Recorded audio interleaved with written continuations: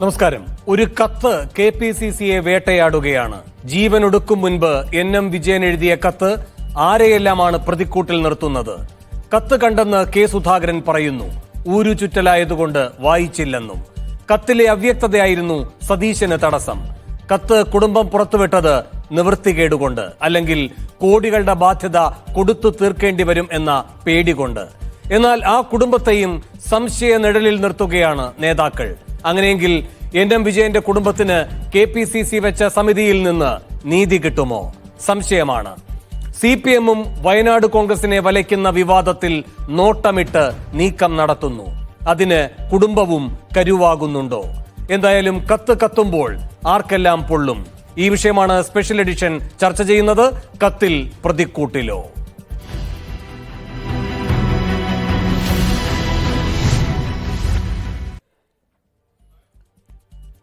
ഈ വിഷയത്തിൽ പ്രതികരിക്കാൻ NM വിജയന്റെ മരുമകൾ പത്മജ, കോൺഗ്രസിൽ നിന്ന് ഷംസാദ് മരക്കാർ, CPM-ൽ നിന്ന് KT കുഞ്ഞിക്കണ്ണൻ, രാഷ്ട്രീയ നിരീക്ഷകനും മാധ്യമപ്രവർത്തകനുമായ ആനന്ദ് കൊച്ചുകുടി എന്നിവരാണ് സ്പെഷ്യൽ എഡിഷനിൽ തത്സമയം അതിഥികളായി പങ്കുചേരുന്നത്. അതിഥികളിലേക്ക് പോകും മുൻപാദ്യം പത്മജയോടാണ് ചോദ്യങ്ങളുള്ളത്. പത്മജ, ഈ NM വിജയന്റെ കത്ത് എങ്ങനെയാണ് കിട്ടിയത് കുടുംബാംഗങ്ങൾക്ക്? അച്ഛൻ മരിച്ചിട്ട് ഞാൻ മെഡിക്കൽ കോളേജിലായിരുന്നു. മരിച്ചതിൻ്റെ അന്ന് രാത്രി ഞാനും കുട്ടികളും കൂടെ അങ്ങോട്ടേക്ക് വരിക ചെയ്തത്. അന്നാണ് കിട്ടിയത്. എവിടെയായിരുന്നു ആ കത്ത് വെച്ചത് NM വിജയൻ? അതെല്ലാവരും നമ്മളോട് ഇങ്ങനെ ചോദിക്കുന്നുണ്ടായിരുന്നു, എന്തെങ്കിലും കത്ത് എഴുതി വെച്ചിട്ടുണ്ടോ എന്ന് ചോദിച്ചിട്ടുണ്ടായിരുന്നു. അപ്പം അപ്പോഴാണ് നോക്കിയത്. ആ കത്തിൽ എന്തൊക്കെ കാര്യങ്ങളാണ് പ്രധാനമായും NM വിജയൻ പറഞ്ഞിരുന്നത്? ആ കത്ത് ആ സമയത്ത് ഞങ്ങൾക്ക് എഴുതിയ കത്താണ് ഞാൻ വായിച്ചിട്ടുള്ളൂ. മറ്റേ കത്തൊന്നും ഞാൻ വായിച്ചിട്ടുണ്ടായിരുന്നില്ല. ആ കത്തിനകത്ത് ഉണ്ടായിരുന്നത്, ഇതിനകത്ത് 4 കത്ത് ഇത്രയും ആൾക്കാർക്ക് നിങ്ങൾ അയച്ചു കൊടുക്കണം. അയച്ചു കൊടുത്തതിന് ശേഷം 10 ദിവസത്തിന് ശേഷം ഒരു KPCCയുടെ ഭാഗത്തുനിന്ന് ഒരു ഹെൽപ്പും കിട്ടിയില്ല എങ്കിൽ പോലീസ് മേധാവിക്ക് കൊടുക്കണം, അതിനുശേഷം മീഡിയയ്ക്കും കൊടുക്കണം എന്ന് അച്ഛൻ പറഞ്ഞിട്ടുണ്ടായിരുന്നു. ആർക്കൊക്കെയാണ് നിങ്ങൾ ഈ കത്ത് കൊടുത്തത്? ഹസ്ബൻഡാണ് നേരിട്ട് കൊണ്ടു കൊടുക്കുക ചെയ്തത്. സുധാകരൻ സാറിനും കൊടുത്തിട്ടുണ്ടായിരുന്നു, അതേപോലെ പ്രതിപക്ഷ നേതാവിനും നേരിട്ട് കൊടുത്തിട്ടുണ്ടായിരുന്നു. പത്മജ, എന്നാണ് നിങ്ങൾ ഈ നേതാക്കന്മാർക്ക് കത്ത് കൈമാറിയത്? സഞ്ചയനത്തിന്റെ പിറ്റേ ദിവസം. അച്ഛൻ മരിച്ച 7ാമത്തെ ദിവസമാണ് സഞ്ചയനം വന്നത്. അതിന്റെ പിറ്റേ ദിവസം ആദ്യം കൊടുക്കുന്നത് പ്രതിപക്ഷ നേതാവിനാണ്. അതിന്റെ പിറ്റേ ദിവസമാണ് സുധാകരൻ സാറിന് കൊടുക്കുന്നത്. പ്രതിപക്ഷ നേതാവ് കത്ത് കിട്ടിയപ്പോൾ എന്താണ് പറഞ്ഞത്? ഹസ്ബൻഡായിരുന്നു പോയിരുന്നത്. അപ്പം ഒരു വ്യക്തതയില്ല, കത്തിനൊരു വ്യക്തതയില്ല, നോക്കാം എന്നാണ് പറഞ്ഞത്. ND അപ്പച്ചന്റെയും IC ബാലകൃഷ്ണന്റെയും ഒക്കെ പേരുണ്ട് എന്ന് പ്രതിപക്ഷ നേതാവിനോട് പറഞ്ഞിരുന്നില്ലേ? അപ്പോൾ അദ്ദേഹത്തിന്റെ മറുപടി എന്തായിരുന്നു? അതിനകത്ത് വായിച്ചാൽ മനസ്സിലാവുമല്ലോ. അതിനകത്ത് തന്നെ എല്ലാം പറഞ്ഞിട്ടുണ്ടല്ലോ. എല്ലാ കാര്യങ്ങളും 1 by 1 ആയിട്ട് പറഞ്ഞിട്ടില്ലേ? ആ കത്തിനകത്ത് തന്നെ ഉണ്ടല്ലോ, ഇവരുടെ പേരെല്ലാം മെൻഷൻ ചെയ്തിട്ടില്ലേ? എന്നിട്ടും സതീശൻ അങ്ങനെ പറഞ്ഞത് എന്തുകൊണ്ടായിരിക്കും? അത് നമുക്കറിയില്ല. നമ്മളോട് അങ്ങനെയാണ് പറഞ്ഞത്. സുധാകരനെ നിങ്ങളെ കുടുംബാംഗങ്ങൾ എപ്പോഴാണ് പോയി കണ്ടത്? എന്തായിരുന്നു ഈ കത്തിന്റെ കാര്യമൊക്കെ പറഞ്ഞപ്പോൾ അദ്ദേഹത്തിന്റെ മറുപടി? അതിന്റെ പിറ്റേ ദിവസമാണ് സാറിനെ പോയി കാണുന്നത്. കണ്ട സമയത്ത് ഒരുപാട് 5-6 പേജ് ഉണ്ടല്ലോ അത്. അപ്പം അതിന്റെ ലാസ്റ്റ് ഒരു സമ്മറി പോലെ അച്ഛൻ എഴുതിയിട്ടുണ്ടായിരുന്നു. അതാണ് സാറിനെ വായിച്ച് കേൾപ്പിച്ചു കൊടുക്കുകയാണ് ചെയ്തത്. അപ്പോൾ നോക്കാം, ഇങ്ങനത്തെ കാര്യങ്ങളൊക്കെ അവിടെ നടക്കുന്നുണ്ടോ നോക്കാം എന്ന് പറഞ്ഞായിരുന്നു.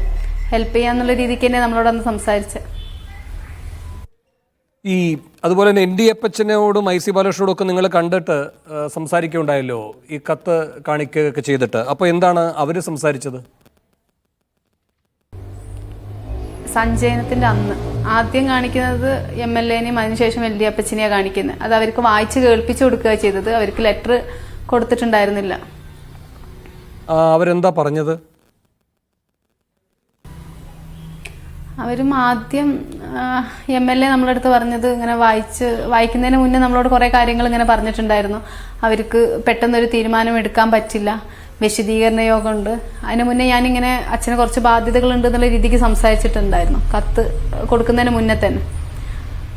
അപ്പം വിശദീകരണ യോഗം വിളിക്കുന്നുണ്ട് 2 ദിവസം കഴിഞ്ഞിട്ട്. അതിനുശേഷം എല്ലാ നേതാക്കളോടും സംസാരിച്ച് പെട്ടെന്ന് MLAക്ക് മാത്രം ഒരു തീരുമാനം എടുക്കാൻ പറ്റില്ല എന്നാണ് പറഞ്ഞത്. അതിനുശേഷമാണ് നമ്മൾ കത്ത് കൊടുക്കുന്നത്, കത്ത് വായിച്ച് കേൾപ്പിച്ചു കൊടുക്കുന്നത്. അപ്പം നോക്കാം, ഹെൽപ്പ് ചെയ്യാൻ തന്നെയാണ് പറഞ്ഞു തന്നപ്പോഴും, മോശമായിട്ടൊന്നും പറഞ്ഞിട്ടില്ല. കത്ത് കാണിക്കുന്നതിന് മുൻപും നിങ്ങൾ ഇവരെ കണ്ടിരുന്നല്ലോ, ആ സമയത്ത് ഇവരുടെ സമീപനം എന്തായിരുന്നു? അത് നമ്മൾ അങ്ങനെ പേരുള്ള സമയത്ത് നമുക്കും ഇതിന്റെ പുറകിൽ അറിയില്ല ഞങ്ങൾക്ക്. ഒന്നാമത് അത് അവരെ കാണിച്ചിട്ട് അവർ തന്നെ ഒരു സൊല്യൂഷൻ പറയുകയാണെങ്കിൽ ഇത്രയും ഒരു ഇത് വേണ്ടാന്ന് വെച്ചിട്ടാണ് ഞങ്ങൾ അവിടെ പോയത് ഫസ്റ്റ്. ഇതിനൊക്കെ ശേഷം അവരുടെ സമീപനം എന്തായിരുന്നു ഈ കാര്യങ്ങളൊക്കെ പറഞ്ഞപ്പോ?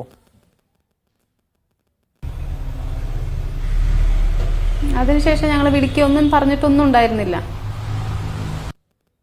ഈ സുധാകരനും സതീശനും കത്ത് കൊടുത്തിട്ട് നിങ്ങൾ സംസാരിച്ചല്ലോ, അവരെന്താണ് പറഞ്ഞത്?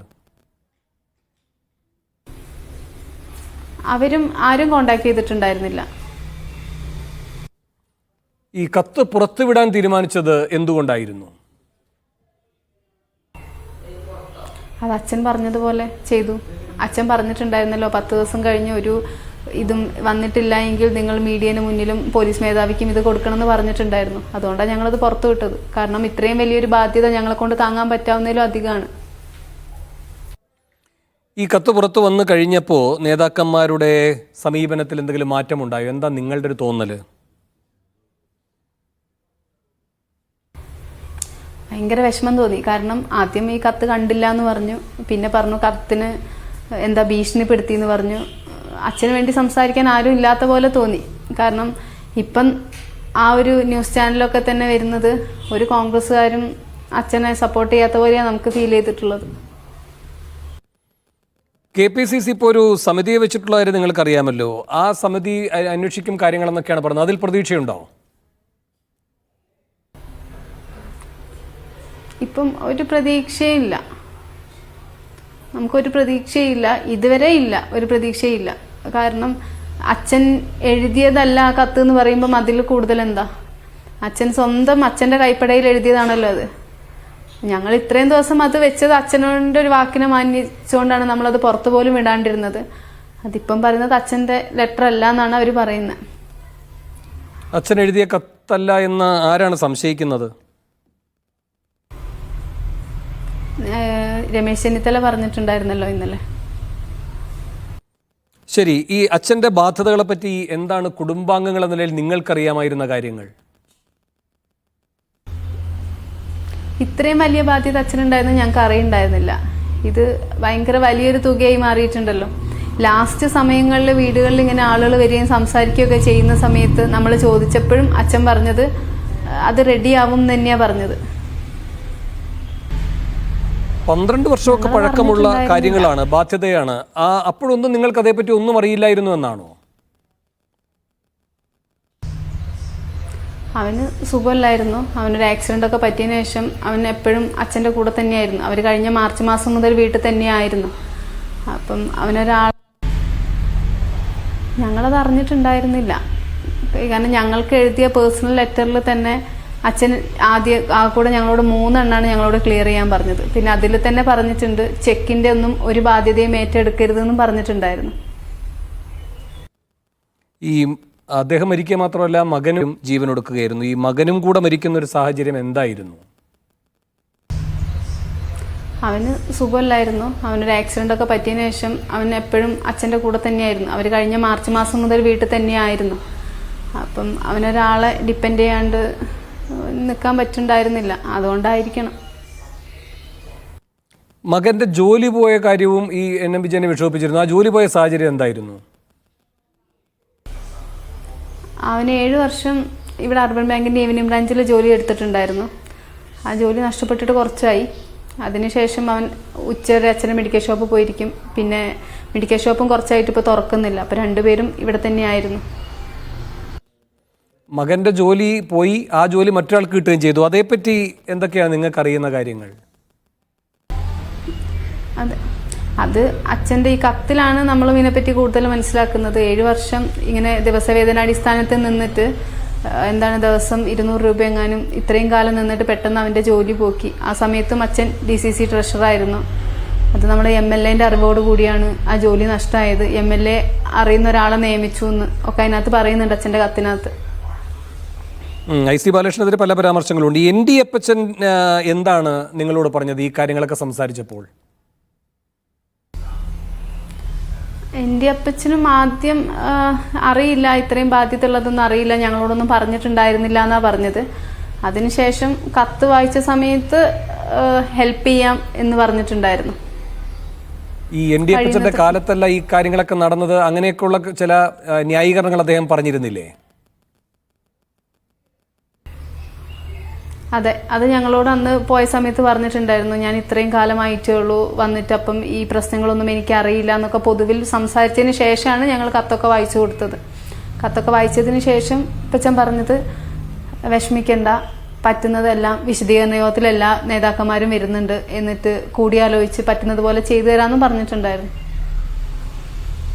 ഈ IC ബാലകൃഷ്ണൻ കുറ്റക്കാരനാണെങ്കിൽ അദ്ദേഹം ഈ കാര്യത്തിൽ അന്വേഷണം ആവശ്യപ്പെട്ട് SP-ക്ക് കത്തൊക്കെ കൊടുക്കുമോ? അതാണ് നേതാക്കന്മാർ ചോദിക്കുന്നത്.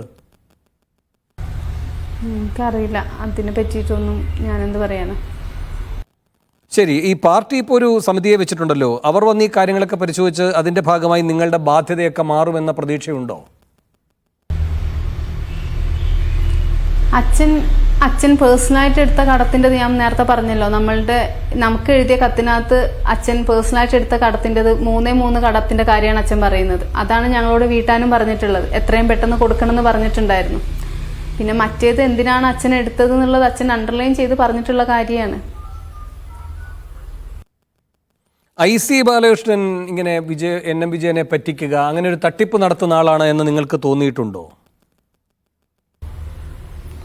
അച്ഛൻ പറഞ്ഞിട്ടുള്ള അറിവ് നമുക്കുള്ളൂ. നമുക്ക് പാർട്ടിയുമായിട്ട് ആകെ വോട്ട് ചെയ്യാൻ പോകുന്നൊരു ബന്ധം മാത്രമേ നമുക്ക് പാർട്ടിയായിട്ടുള്ളൂ. അല്ലാതെ ഞാൻ നേരിട്ട് ഒന്നും അറിയില്ല എനിക്ക്. ഈ ഇപ്പോൾ നടക്കുന്ന പോലീസ് അന്വേഷണം അതുപോലെ തന്നെ വിജിലൻസ് അന്വേഷണം, അതിൽ കുടുംബം എന്ന നിലയ്ക്ക് നിങ്ങൾക്ക് തൃപ്തിയുണ്ടോ? അവർ പ്രത്യേകിച്ച് കുഴപ്പമായിട്ടൊന്നും നമുക്ക് തോന്നിയിട്ടില്ല. എല്ലാ കാര്യങ്ങളും നല്ല രീതിക്ക് പോകുന്നുണ്ട്. ഇതുവരെ എല്ലാ കാര്യങ്ങളും നല്ല രീതിക്ക് പോകുന്നുണ്ട്. CPM ഒരു വലിയ വിഷയമാക്കി ഇത് എടുത്തിട്ടുണ്ട്, പ്രക്ഷോഭത്തിലേക്കൊക്കെ അവർ പോകുന്നുമുണ്ട്. പക്ഷേ അവരെ പറ്റി കോൺഗ്രസ് നേതാക്കന്മാർ പറയുന്നത് ഈ വിവാദ അർബൻ ബാങ്കിൽ കോൺഗ്രസിൽ നിന്ന് പോയ കുറച്ചാളുകളെ അവർ പിന്തുണ നൽകി നിലനിർത്തുന്നുണ്ട് എന്നൊക്കെയാണ്. അതേപ്പറ്റി നിങ്ങൾക്ക് എന്താണ് അറിയുന്നത്? ഞാൻ പറഞ്ഞല്ലോ, നമുക്ക് പാർട്ടിനെ പറ്റിയിട്ട് ആദ്യമായി സംസാരിക്കാൻ നമുക്ക് അറിയില്ല. ഞങ്ങൾക്ക് അതിനെ പറ്റിയുള്ള അറിവുമില്ല. ആകെ കൂടെ അച്ഛൻ പറഞ്ഞ ഈ കാര്യങ്ങൾ മാത്രമേ ഞങ്ങൾക്കറിയുള്ളൂ. അത് അച്ഛൻ പറഞ്ഞതുപോലെ ഞങ്ങൾ ചെയ്തു, അത്രമാത്രം. ഇപ്പോൾ ഈ പ്രശ്നങ്ങളൊക്കെ എങ്ങനെ പരിഹരിക്കുമെന്നാണ് നിങ്ങൾ പ്രതീക്ഷിക്കുന്നത്? ഞാൻ പറഞ്ഞല്ലോ, ഇത്രയും ഭീമമായ സംഖ്യ ഞങ്ങളെ കൊണ്ട് എന്തായാലും അടയ്ക്കാൻ പറ്റില്ല. ഞങ്ങൾക്ക് എന്തായാലും പെരുവഴിയിലേക്ക് ഇറങ്ങാനും പറ്റില്ല. അപ്പം ഇതിനാരാണോ ഉത്തരവാദികൾ അവർ ഞങ്ങളെ സഹായിക്കണം എന്നാണ് ഞങ്ങൾക്ക് പറയാനുള്ളത്. CPM നിങ്ങളുടെ ഇപ്പോഴത്തെ ഈ നീക്കങ്ങളെ പിന്തുണയ്ക്കുന്നുണ്ടോ? ഞങ്ങൾ പ്രത്യേകമായിട്ട് ആരും അങ്ങനെ ഒന്നും ചെയ്യുന്നൊന്നുമില്ല. ആരും പ്രത്യേകിച്ച് വന്നിട്ട് അനുകൂലം അങ്ങനെയൊന്നും ആരും ഇതുവരെ വന്നിട്ടില്ല. ശരി, നിങ്ങളിനി സുധാകരനെയും സതീശനെയും ഒക്കെ കാണാൻ ഉദ്ദേശിക്കുന്നുണ്ടോ? ഇല്ല, ഇപ്പം തൽക്കാലം അങ്ങനെ കാണാൻ ഉദ്ദേശിക്കുന്നൊന്നുമില്ല. അതെന്താ അങ്ങനെ? അച്ഛന് പ്രിയപ്പെട്ട നേതാക്കളൊക്കെ അല്ലേ അവരിപ്പം അങ്ങനെയല്ലേ പറയുന്നത്. അച്ഛൻ്റെ എഴുതിയ കത്തല്ല, നിയമ നടപടികളായിട്ട് മുന്നോട്ട് പോവാന്നല്ലാതെ ഇന്നൊരാളെ കാണണമെന്നൊന്നും ഇപ്പം ഞങ്ങൾ തൽക്കാലം ചിന്തിച്ചിട്ടില്ല. ഈ കത്തൊക്കെ വായിച്ചു നോക്കുമ്പോൾ അച്ഛനെ ഏറ്റവും വിഷമിപ്പിച്ച കാര്യങ്ങൾ എന്തായിരുന്നു എന്നാണ് കുടുംബാംഗങ്ങൾ എന്ന നിലയിൽ നിങ്ങൾ മനസ്സിലാക്കുന്നത്? ആ കത്തിനകത്ത് തന്നെ അച്ഛൻ പറയുന്നുണ്ടല്ലോ, ചെയ്തു തരാം എന്ന് പറയുന്നതല്ലാതെ ഒന്നും ചെയ്തു തരുന്നില്ല. എൻ്റെ മക്കളെങ്കിലും രക്ഷിക്കണേ, എൻ്റെ മകനെയെങ്കിലും പെരുവഴിയിലേക്ക് ഇറക്കി വിടരുതേ എന്ന് പറയുന്നുണ്ടല്ലോ. ഇതിൽ കൂടുതൽ എന്ത് തെളിവാ വേണ്ടത്? ആ കത്തിൻ്റെ അടിയിൽ തന്നെ അച്ഛൻ പറയുന്നുണ്ട്, ഇങ്ങനെ പോലീസ് മേധാവിക്ക് മീഡിയൻ്റെ മുന്നിൽ കൂടെ ഇത് വരുത്താൻ ഇടവരുത്തരുതേ സാറെന്നും കൂടെ പറയുന്നുണ്ട്. അപ്പം അച്ഛൻ അത്രയും അച്ഛൻ്റെ പാർട്ടീനെ വിശ്വസിച്ച് കാണും. ശരി, ഇപ്പോൾ താങ്കൾ നേരത്തെ പറയുകയുണ്ടായി രമേശ് ചെന്നിത്തല ഒരു സംശയം പറയുകയുണ്ടായി എന്ന്. അങ്ങനെ നേതാക്കൾക്ക് സംശയമുണ്ടോ ഈ കൈപ്പട അച്ഛൻ്റേത് തന്നെയാണ് എന്ന് നിങ്ങൾക്ക് ഉറപ്പല്ലേ? അതെ, അച്ഛൻ്റെ കൈപ്പട തന്നെയാണത്. ഈ സംഭവങ്ങളൊക്കെ ശേഷം നേതാക്കന്മാരാരെങ്കിലും, പ്രധാനപ്പെട്ട നേതാക്കന്മാരാരെങ്കിലും വീട്ടിൽ വന്നിരുന്നോ? മരിച്ചതിന് ശേഷം ആരും വന്നിട്ടില്ല. മരിച്ചതിന് ശേഷം അപ്പച്ചൻ ഒരു ദിവസം വന്നിട്ടുണ്ടായിരുന്നു, അല്ലാതെ ആരും വന്നിട്ടില്ല. ഈ പ്രധാനപ്പെട്ട നേതാക്കന്മാരോട് ഈ ബുദ്ധിമുട്ടുള്ള അവസ്ഥയിൽ ഒരു കുടുംബം എന്ന നിലയിൽ നിങ്ങൾക്ക് അവരോട് അഭ്യർത്ഥിക്കാനുള്ളത് എന്താണ് പത്മജ? ഞങ്ങൾ എന്താ പറയുക, 50 വർഷം പാർട്ടിക്ക് വേണ്ടി ജീവിച്ച ആളാണ് അച്ഛൻ. അച്ഛൻ്റെ റിക്വസ്റ്റ് പോലെ പറഞ്ഞ കാര്യം അത് അച്ഛൻ്റെ കൈപ്പടയല്ല എന്ന് പോലും അവർ പറയുന്ന സമയത്ത് ഭയങ്കര വിഷമമുണ്ട്. പിന്നെയും ആ മനുഷ്യനെ തന്നെ ഒരു ചോദ്യചിഹ്നമായിട്ട് വെക്കുന്നതിൽ ഭയങ്കര വിഷമമുണ്ട്. ശരി പത്മജ, വളരെ നന്ദി സ്പെഷ്യൽ എഡിഷനിൽ പങ്കെടുത്ത് ഇത്രയും കാര്യങ്ങൾ സംസാരിച്ചതിന്. ഷംസാദ് മരക്കാർ, ഇപ്പോൾ ഈ പത്മജ പറഞ്ഞ കാര്യങ്ങളൊക്കെ കേട്ടില്ലേ? ഇപ്പോഴും നിങ്ങളുടെ നേതാക്കന്മാർ ആ കുടുംബത്തെയാണ് സംശയിക്കുന്നത്. പ്രതിപക്ഷ നേതാവ് ഏറ്റവും ഒടുവിൽ പ്രതികരിച്ച വാക്കുകളെന്ന് പറയുന്നത് എല്ലാ പരിധികളും കടന്നുള്ളതാണ്. ഈ കുടുംബം വന്നു പറഞ്ഞത്രേ CPM-കാർ പണം നൽകാമെന്ന് പറഞ്ഞിട്ടുണ്ട്, BJP-കാർ പണം നൽകാമെന്ന് പറഞ്ഞിട്ടുണ്ട്. ഒരു ഭീഷണിയുടെ സ്വരത്തിൽ ഈ കുടുംബം സംസാരിച്ചുവെന്ന്. ഈ പത്മജയുടെയൊക്കെ പ്രതികരണ രീതി കാണുമ്പോൾ ഭീഷണിയാണ്. ഭീഷണിയൊക്കെ ഈ പറയുന്ന സതീശനെ പോലുള്ളവരുടെ മേൽ വെക്കാൻ കഴിയുന്ന അത്രയും ശക്തിയോടെ നിൽക്കുകയാണ് കുടുംബമെന്ന് തോന്നുന്നുണ്ടോ? എന്ന് മാത്രമല്ല, ഇത്തരം ഭീഷണിയിലൊന്നും ഞാൻ വഴങ്ങില്ല എന്നൊരു വീരസ്യവും സതീശൻ പറയുന്നുണ്ടായിരുന്നു. സതീശൻ കാട്ടേണ്ട ധാർമ്മിക ബലം അതല്ല, ആ കുടുംബത്തിന്റെ വിശ്വാസ്യത ആർജിക്കുകയാണ്. അതല്ലാതെ ഒരു പുതിയ ഗൂഢാലോചന സിദ്ധാന്തം എന്തുകൊണ്ടാണ് പ്രതിപക്ഷ നേതാവ് മുന്നോട്ട് വെക്കുന്നത്? ശ്രീ വേണു, ഇതുമായി ബന്ധപ്പെട്ട് പ്രതിപക്ഷ നേതാവിനെ പോയി കണ്ടത് പത്മജയല്ല, എനിക്ക് തോന്നുന്നു പത്മജയുടെ ഭർത്താവാണ്. പത്മജ അത് പറഞ്ഞു. അപ്പോൾ അവർ പോയി കണ്ടു. അവിടെ എന്താണ് സംസാരിച്ചത് എന്നുള്ളത് ഓക്കെ അല്ല, ഞാൻ പറഞ്ഞത് അവിടെ പോയി അദ്ദേഹത്തോട് സംസാരിച്ചു, ഈ കത്തിനെ കുറിച്ച് വായിച്ചു. ആ കത്തിൽ കുറച്ച് അവ്യക്തതകളുണ്ട് എന്ന് പ്രതിപക്ഷ നേതാവ് ആദ്യം പറഞ്ഞു. ഇതാണ് ഇന്ന് അദ്ദേഹം പറഞ്ഞത്. അതിനുശേഷം അവിടെ നടന്ന ഡിസ്കഷൻ എന്താ എന്നുള്ളത് ഈ പോയ ആളുകൾക്കും അവർക്കും അറിയുള്ളൂ. പക്ഷേ ഇനി എന്തെങ്കിലും അവിടെ ഡിസ്കഷൻ ഉണ്ടായിട്ടുണ്ടോ എന്ന് എനിക്കറിയില്ല. ഇനി വേണു നേരത്തെ ചോദിച്ചില്ല, ഇതിലെന്തുകൊണ്ട് അവ്യക്തത അല്ലെങ്കിൽ കത്തുകളെ ആളുകൾ ഓൺ ചെയ്യുന്നില്ല എന്നല്ല. നമ്മൾ അതിനകത്ത് തുടക്കം മുതൽ പറഞ്ഞത് ഇതെല്ലാം അന്വേഷണത്തിന്റെ പരിധിയിൽ വരട്ടെ, വിജയേട്ടന്റെ മരണവുമായി ബന്ധപ്പെട്ടിട്ടുള്ള എല്ലാ കാര്യങ്ങളും പൊതുസമൂഹം അറിയട്ടെ എന്ന് തന്നെയാണ്.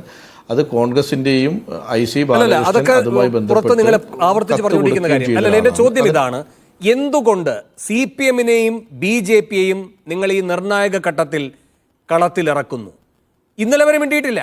കത്ത് പുറത്തു വന്ന് ആകെ കൈപൊള്ളിയപ്പോഴാണ് CPM-നെയും BJP-യെയും കൂടെ ഇതിനകത്ത് പിടിച്ചിടാൻ നോക്കുന്നത്.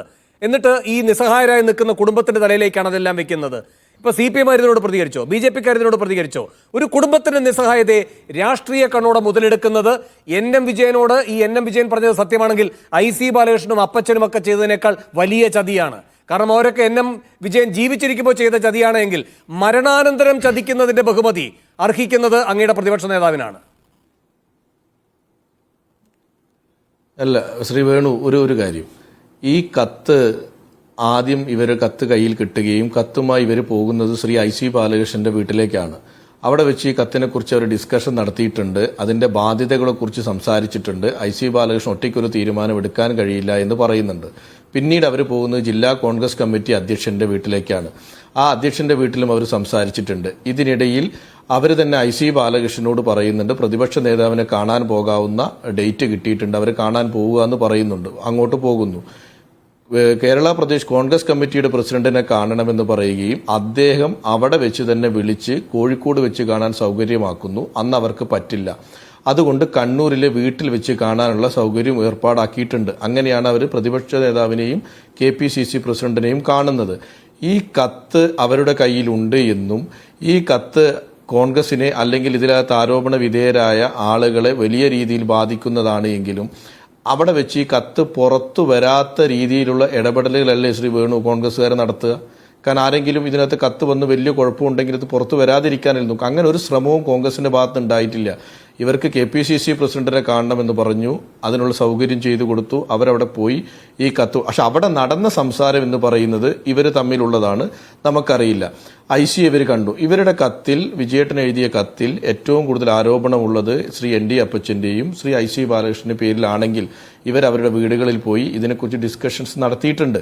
അതിനുശേഷവും അവർ പറഞ്ഞത് ഒറ്റയ്ക്കൊരു തീരുമാനം ഇതിനെടുക്കാൻ കഴിയില്ല, ഇത് വലിയ സാമ്പത്തിക ബാധ്യതയുമായി ബന്ധപ്പെട്ട കാര്യമാണ്, അത് പാർട്ടിയുമായി ആലോചിക്കണം എന്നല്ലേ പറഞ്ഞത്. നേരിട്ടുള്ള ചോദ്യം, ഈ കുടുംബത്തെ മാറ്റി നിർത്തും. 50 കൊല്ലം ഈ പ്രസ്ഥാനത്തിന് വേണ്ടി അങ്ങിരിക്കുന്ന ജില്ലയിൽ പ്രവർത്തിച്ച ആളാണല്ലോ NM വിജയൻ. അതിലങ്ങേക്ക് സംശയങ്ങളില്ലല്ലോ. ആ NM വിജയൻ സ്വന്തം കൈപ്പടയിൽ IC ബാലകൃഷ്ണനും ND അപ്പച്ചനുമൊക്കെ ഇതിൽ ഈ പറയുന്ന നിയമന കോഴയിലേക്ക് കാര്യങ്ങൾ കൊണ്ടുപോയി അതിൻ്റെ ബാധ്യത സ്വയം പേറേണ്ടി വന്നു എന്ന് ജീവനൊടുക്കും മുൻപ് ഒരു കത്തെഴുതി വെക്കുമെങ്കിൽ നിങ്ങൾക്കതിൽ എന്തെങ്കിലും വിശ്വാസക്കുറവുണ്ടോ? ശ്രീ വേണു, ഒരു കാര്യം, 2 കത്താണ് ഇതിനകത്തുള്ളത്. ഒന്ന് വിജയേട്ടൻ മകൻ എഴുതിയ കത്ത്, ഒന്ന് നേതാക്കന്മാർക്ക് കൊടുക്കാൻ വേണ്ടി എഴുതിയ കത്ത്. ഇതിൽ തർക്കവുമില്ല. ആ നേതാക്കന്മാർ എഴുതിയ കത്തിലുള്ളൊരു അവ്യക്തത എന്ന് പറയുന്നത്, ആ കത്തിൽ അദ്ദേഹം ചില പോയിന്റുകൾ പറയുന്നുണ്ട്, സാമ്പത്തിക ഇടപാടുകൾ പറയുന്നുണ്ട്. അതിൻ്റെ ഒരു പേജിൽ അദ്ദേഹം എഴുതിയിരിക്കുന്നത് ഇളയ മകന് അർബൻ ബാങ്കിൽ നഷ്ടപ്പെട്ടു പോയ ജോലി സ്ഥിരപ്പെടുത്താനുള്ള ശ്രമം അങ്ങയുടെ ഭാഗത്തു നിന്ന് ഉണ്ടാവണമെന്നുള്ളതാണ്. അത് വേണു വായിച്ചിട്ടുണ്ടാവും ഞാൻ കരുതുന്നു. അത് കഴിഞ്ഞ് മകൻ എഴുതി എന്ന് പറയുന്ന കത്തിൽ അദ്ദേഹം എഴുതിയിരിക്കുന്നത് ഞാൻ ഇളയ മകനെയും കൂടെ കൂട്ടുന്നു എന്നുള്ളതാണ്.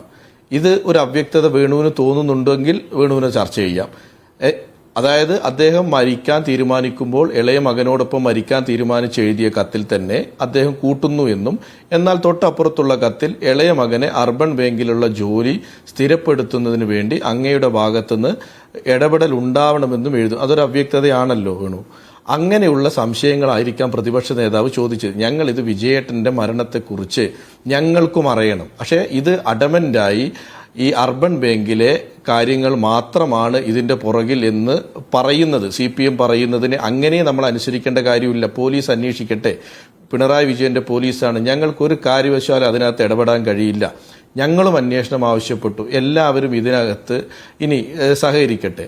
ആദ്യഘട്ടത്തിൽ CPMന്റെ വാദം എന്തായിരുന്നു? വിജയേട്ടന്റെ വീട്ടിലേക്ക് വന്ന 2 കോൺഗ്രസ് പ്രവർത്തകർ അവിടെ ഉണ്ടായിരുന്ന കത്തെടുത്തുകൊണ്ടുപോയി എന്നുള്ളതാണ്. അതായിരുന്നു കുറെ ദിവസം ഇതുമായി ബന്ധപ്പെട്ടുള്ള ചർച്ച. അതൊക്കെ ഇത്തരം സാഹചര്യങ്ങളിൽ സ്വാഭാവികമായും ബന്ധപ്പെട്ട പാർട്ടികൾ ഉന്നയിക്കുന്ന സംശയങ്ങളും ആരോപണങ്ങളും ഒക്കെ തന്നെയാണ്. ADM നവീൻ ബാബുവിന്റെ മരണവുമായി ബന്ധപ്പെട്ട് റിജിൽ മാക്കുറ്റി എന്തൊക്കെയാണ് പറഞ്ഞിട്ടുള്ളത്? മാർട്ടിൻ ജോർജ് എന്തൊക്കെയാണ് പറഞ്ഞിട്ടുള്ളത്? അവിടെ ആത്മഹത്യാക്കുറിപ്പുണ്ട്, അത് പോലീസുകാർ വന്ന് നശിപ്പിച്ചു, ഇതൊക്കെ നിങ്ങളും പറഞ്ഞിട്ടുള്ളതാണ്. അതുകൊണ്ട് ആ വാദം പറഞ്ഞുകൊണ്ടൊരു മേനി നടിക്കാൻ ആർക്കും ധാർമ്മികമായ അവകാശമില്ല. രാഷ്ട്രീയമാണ്. ആ ഘട്ടങ്ങളിൽ ഇത്തരം ആരോപണ പ്രത്യാരോപണങ്ങൾ ഉണ്ടാകും. ഞാൻ അങ്ങയിലേക്ക് വരാം. ഷംസാദ് മരക്കാർ, ശ്രീ KT കുഞ്ഞിക്കണ്ണൻ, ഇവിടെ K. സുധാകരൻ എന്ന് പറയുകയായിരുന്നു രാവിലെ സംസാരിക്കുമ്പോൾ, ഞാൻ ഊരു ചുറ്റുകയായിരുന്നു, അതുകൊണ്ട് കത്ത് ഞാൻ വായിച്ചിട്ടില്ല. ഈ കത്ത് വായിക്കാൻ എത്ര നേരം വേണമെന്ന് ആലോചിച്ച് പോകണം. എന്ന് മാത്രമല്ല, ഏത് ഊരു ചുറ്റിയാലും 50 കൊല്ലം ഈ പാർട്ടിക്ക് വേണ്ടി പ്രവർത്തിച്ച, എന്ന് വെച്ചാൽ കോൺഗ്രസിന് വേണ്ടി സുധാകരൻ പ്രവർത്തിച്ചതിനേക്കാൾ കൂടുതൽ കാലം അല്ലേ ആയിരിക്കുമല്ലോ. കാരണം സുധാകരൻ, അതെ. അപ്പോ ഈ ജീവൻ നഷ്ടപ്പെട്ടിട്ടും ആ കത്ത് വായിക്കാൻ ഊരു ചുറ്റലിൽ അദ്ദേഹത്തിന് സമയം കിട്ടിയിട്ടില്ല എന്ന് പറയുന്നു. അത് പോട്ടെ, അതൊക്കെ ഓരോരുത്തർക്ക് ഈ കാര്യത്തിനകത്തുള്ള എത്രമാത്രം മനുഷ്യത്വമുണ്ട് എന്നത് സമൂഹം തന്നെ ചർച്ച ചെയ്യട്ടെ. അദ്ദേഹം തന്നെ പറഞ്ഞിരിക്കുകയാണല്ലോ ആ കാര്യങ്ങൾ. അതിനേക്കാൾ പ്രധാനമായി അർദ്ധോക്തിയിൽ നിർത്തിയൊരു കാര്യമുണ്ടായിരുന്നു. ഇതിൽ ചില രാഷ്ട്രീയ കാര്യങ്ങൾ കൂടിയുണ്ട്, അതിലേക്ക് ഞങ്ങളിപ്പോൾ പോകുന്നില്ല എന്ന്. അങ്ങനെ ഒരു അർദ്ധവിരാമത്തിൽ അത് നിർത്തുന്നു. അത് കഴിഞ്ഞപ്പോൾ VD സതീശൻ അത് പൂരിപ്പിക്കുകയാണ്. നിങ്ങളെ പിടിച്ചിടുന്നു, BJPയെ പിടിച്ചിടുന്നു. എന്താണ് ഇപ്പോൾ ഷംസാദ് മരക്കാർ പറയുകയാണ്, ഈ നേതാക്കന്മാരെ പോയി മകൻ കണ്ടു, അവർക്കിടയിൽ എന്താണ് സംസാരിച്ചതെന്ന് നമുക്കറിയില്ലല്ലോ.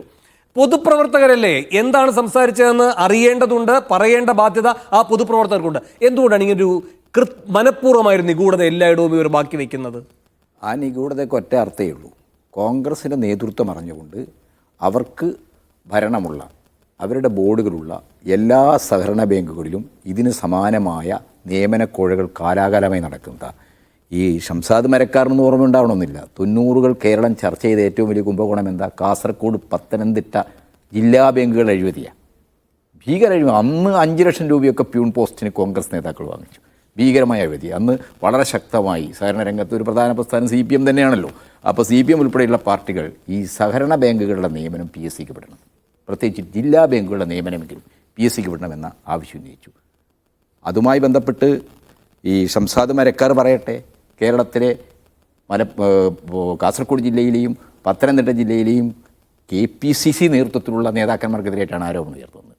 DCC പ്രസിഡന്റുമാർക്കെതിരായിട്ടാണ് ആരോപണം ഉയർത്തുന്നത്. അപ്പോൾ ഇവരുടെ ഒരു പ്രധാനപ്പെട്ട സോഴ്സാണ് ഒരു കോഴ സാധ്യത, ഒരു നിയമനക്കോഴ നടത്തുന്നത് ഇവരുടെ ഒരു പ്രധാനപ്പെട്ട സോഴ്സാണ്. പക്ഷെ അങ്ങനെയാണെങ്കിൽ ശ്രീ KT ഒരു സംശയം ചോദിച്ചോട്ടെ. ഇവിടെ ഷംസാദ് മരക്കാരൻ പറയുന്ന എല്ലാവർക്കും ദഹിക്കുന്ന ഒരു കാര്യമുണ്ട്. ഈ ഒരു കത്തുണ്ട് എന്ന് പറയുന്നു, ഒരു വിവാദ കത്താണല്ലോ. ആ കത്ത് പുറത്തു വരരുത് എന്ന് ഏറ്റവും കൂടുതൽ ആഗ്രഹിക്കുക ആരായിരിക്കും? കോൺഗ്രസ് നേതാക്കന്മാർ തന്നെയായിരിക്കും. അങ്ങനെ ചെയ്യുന്നില്ല, അതെന്തുകൊണ്ടാകാം ശ്രീ KT?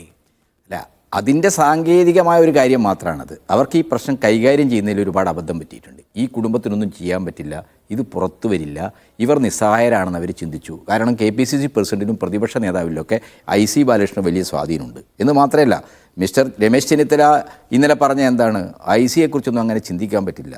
ഇന്ന് സുധാകരൻ എന്താ പറഞ്ഞ, വളരെ ആദർശനിഷ്ഠയുള്ള നേതാവാണ് IC ബാലകൃഷ്ണൻ. അതേ സുധാകരൻ തന്നെ എന്താ പറയുന്നത്, ഇത്രയും വലിയൊരു ദുരന്തം നേരിടേണ്ടി വന്നൊരു കുടുംബം, ആ ദുരന്തത്തിൻ്റെ ആഘാതം എന്ന് പറയുന്നത് അവർക്ക് രക്ഷപ്പെടാനാവാത്ത കടബാധ്യതയാണ്. ആ കടബാധ്യതയുള്ള കുടുംബത്തെക്കുറിച്ച് KPCC പ്രസിഡന്റ് നിങ്ങളോട്, മാധ്യമങ്ങളോട് പറഞ്ഞ എന്താണ്, ആ കുടുംബത്തിന് അന്തവും കുന്തവും ഇല്ല എന്നാണ്. ഇങ്ങനെ അപമാനിക്കുന്ന വേദനാകരമായ അപമാനങ്ങൾക്ക് ആ കുടുംബത്തെ തുടർച്ചയായിട്ട് വിധേയമാക്കുകയാണ് കോൺഗ്രസ് നേതാക്കൾ. KT ഒരു കാര്യം കൂടിയുണ്ട്. ഇവിടെ ഇപ്പോൾ അങ്ങ് പറഞ്ഞല്ലോ ഈ IC ബാലകൃഷ്ണനെ പറ്റി രമേശ് ചെന്നിത്തല പറഞ്ഞ കാര്യം. പക്ഷേ ഇന്ന് സുധാകരൻ വൈകിട്ട് പിന്നീട് പ്രതികരിച്ചപ്പോൾ അദ്ദേഹം ആ കത്ത് വായിച്ചു എന്ന് പറയുന്നു. അപ്പോൾ ഇവർക്ക് പൊതുസമ്മർദ്ദം ഉണ്ടായെങ്കിൽ ഇതൊക്കെ ചെയ്യൂ. കത്ത് വായിക്കാൻ ഇപ്പോൾ പെട്ടെന്ന് സുധാകരൻ സമയം കിട്ടിയല്ലോ, ആർക്കറിയാം ആ കത്ത് വായിച്ചോ ഇല്ലയോ എന്ന്. എന്നിട്ട് സുധാകരൻ പറയുകയാണ്, ഈ കാര്യം ഞാൻ നേരത്തെ എൻ്റെ ശ്രദ്ധയിൽ വരികയും ഇടപെടുകയും ഒക്കെ ചെയ്തതാണ്. മാത്രമല്ല ഞാൻ പറയുകയുണ്ടായി, IC ബാലകൃഷ്ണനോടക്കം മാധ്യമങ്ങൾ ചോദിക്കുന്നുണ്ട്, ബാലകൃഷ്ണനോടും പറഞ്ഞു, IC ബാലകൃഷ്ണൻ അടക്കമുള്ളവരോട് ഞാൻ പറഞ്ഞു ഇത് ഈ പറയുന്ന ഈ അർബൻ ബാങ്കിലെ നിയമനവുമായി ബന്ധപ്പെട്ട തള്ളിക്കയറ്റം കണ്ടപ്പോഴേ ഞങ്ങൾക്ക് തോന്നി ഇത് പ്രശ്നമാകുമെന്ന്. അതുകൊണ്ട് നിങ്ങൾ ഇത് നേരാവണ്ണം കൈകാര്യം ചെയ്യണമെന്ന് പറഞ്ഞു. മാനം വെച്ചുകൊണ്ടുള്ള എല്ലാ കൃത്യമായ കാര്യങ്ങളോടെയും അതിൽ ഇടപെട്ട് പരിഹരിക്കണമെന്ന് പറഞ്ഞു എന്നും പറയുന്നു. അപ്പോൾ IC ബാലകൃഷ്ണൻ അതിനകത്ത് ഇൻവോൾവ് ആണെന്നുള്ളത് വ്യക്തമല്ലേ? കൃത്യമാണ്. എന്ത് ഈ സുധാകരൻ, നമ്മളിപ്പോൾ കോഴിക്കോട് സ്റ്റുഡിയോയിലാണല്ലോ ഞാൻ ഇരിക്കുന്നത്. ഈ കോഴിക്കോട് ഇതാ തൊട്ടടുത്ത് ചേവായൂർ ബാങ്ക് തെരഞ്ഞെടുപ്പ് വിവാദപരമായി ചർച്ച ചെയ്തല്ലേ? CPM എന്തോ ഒരു വലിയ അട്ടിമറി നടത്തിയെന്നാണല്ലോ പറയുന്നത്. എന്താ പ്രശ്നം?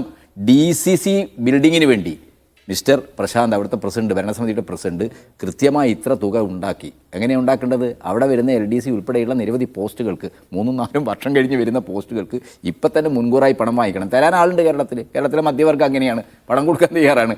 ആ പണം ശേഖരിച്ച് DCCക്ക് ഏൽപ്പിക്കണം. അങ്ങനെ ഏൽപ്പിക്കണം എന്നൊരു പ്രശ്നം വന്നപ്പോഴാണ് പ്രശാന്ത് അത് പറ്റില്ല, നിങ്ങളൊന്നും കാണില്ല, കരുവന്നൂർ ബാങ്കിൻ്റെയൊക്കെ അനുഭവം ഉള്ളതുകൊണ്ട് എനിക്കത് പറ്റില്ല, ഞാനതിന് തയ്യാറാവില്ല. അങ്ങനെയാണ് ഉടക്കുണ്ടാവുന്നത്. അങ്ങനെയാണ് അയാൾ ഇടതുപക്ഷത്തെ സമീപിക്കുന്നത്. അങ്ങനെ സമീപിച്ചതിൻ്റെ ഫലമായിട്ടാണ് അവിടെ ഇടതുപക്ഷത്തിന് കൂടി സപ്പോർട്ട് കൂടി മത്സരിക്കുന്ന അവസ്ഥയുണ്ടായി. അതുപോട്ടെ, അതിൻ്റെ തെരഞ്ഞെടുപ്പൊക്കെ അവിടെ നിൽക്ക്. പക്ഷേ എന്താണ്, കോൺഗ്രസിൻ്റെ ഒരു പതിവ് പ്രവർത്തന ശൈലിയായത്. കോൺഗ്രസ് ഇങ്ങനെ അഴിമതി നടത്തിയാൽ നിങ്ങൾ മാധ്യമങ്ങളൊന്നും ചർച്ച ചെയ്യില്ല. ഇത് CPMൻ്റെ ബ്രാഞ്ച് സെക്രട്ടറിൻ്റെ അയൽക്കാരനാണ് ഇങ്ങനെ ഒരു നിയമനത്തിന് വേണ്ടിയിട്ട് പോട്ടെ 10 ലക്ഷവും 20 ലക്ഷവും ഒക്കെ പോട്ടെ, ഒരു 10 റുപ്യ വാങ്ങിച്ചെങ്കിലും നിങ്ങൾ വിടുവോ? ആ ഓമനക്കുട്ടൻ എന്താണ് 70 റുപ്യ പിരിച്ചതിന്റെ പേരിലല്ലേ ഈ കേരളത്തിലെ മാധ്യമങ്ങൾ അപമാനിച്ചത്? ശരി, ആ വിമർശനത്തിനകത്ത് ഒരു വസ്തുതയുണ്ട്. നിങ്ങളാണല്ലോ ഏറ്റവും മാതൃകാപരമായി പ്രവർത്തിക്കുന്നത്. അതുകൊണ്ടാണ് നിങ്ങൾക്കെതിരെ വരുന്ന ഏത് വാർത്തയും ചർച്ച ചെയ്യപ്പെടുന്നത്. നിങ്ങളെ ചന്ദനം മണക്കണമെന്ന് അങ്ങനെ പറയരുത്. ഇത് രാഷ്ട്രീയമാണ്. ജനാധിപത്യം എന്ന് പറയുന്നത് പൊതുമണ്ഡലത്തിലെ ഇടപെടലാണ്. പൊതുമണ്ഡലത്തിൽ ഇടപെടുമ്പോൾ, പൊതുമണ്ഡലത്തിൽ ഞാനും രമേശ് ചെന്നിത്തലയല്ല ഒരേപോലെ ഇടപെടുന്നത്, പല തലങ്ങളിലായിരിക്കാം. അങ്ങനെ ഇടപെടുന്ന ആളുകൾ പാലിക്കേണ്ട ധാർമ്മികതയുണ്ട്. ആ ധാർമ്മികതയിൽ ഏറ്റവും പ്രധാനമാണ് പണസമ്പാദനം പാടില്ല, അവിഹിതമായ മാർഗങ്ങളിലൂടെ പണം ഉപയോഗിക്കാൻ വേണ്ടി. ഇത് ഭരണാധികാരത്തിന്റെ ഒരു സ്വാധീനം ഉപയോഗിച്ചുകൊണ്ടാണ്. ശരി, ഞാൻ കൊച്ചുകൂടിയിലേക്ക് ഒന്ന് പോകുന്നതിന് മുമ്പ് ശ്രീ ഷംസാദ് മരക്കാർ, ഏറ്റവും പ്രധാനപ്പെട്ട ഒരു കാര്യം ഇവിടെ അങ്ങയുടെ യുക്തിയെ ഖണ്ഡിച്ചുകൊണ്ട് ശ്രീ KT പറഞ്ഞത് കേട്ടല്ലോ. ഈ കുടുംബം ഇത്രയ്ക്കേ ഉള്ളൂ, ഈ കുടുംബം ഇങ്ങനെയൊന്നും ചെയ്യില്ല എന്ന് നിങ്ങൾ കരുതി. അതാണ് കത്ത് പുറത്ത് വന്നതോടുകൂടിയുള്ള നിങ്ങളുടെ പെരുമാറ്റ രീതിയിലെ വ്യത്യാസത്തിൽ നിന്ന് പ്രകടമാകുന്നത്. കത്ത് പുറത്തു വന്നതിന് ശേഷമുള്ള നിങ്ങളുടെ പെരുമാറ്റ രീതി അടിപടല മാറിയിട്ടുണ്ട്.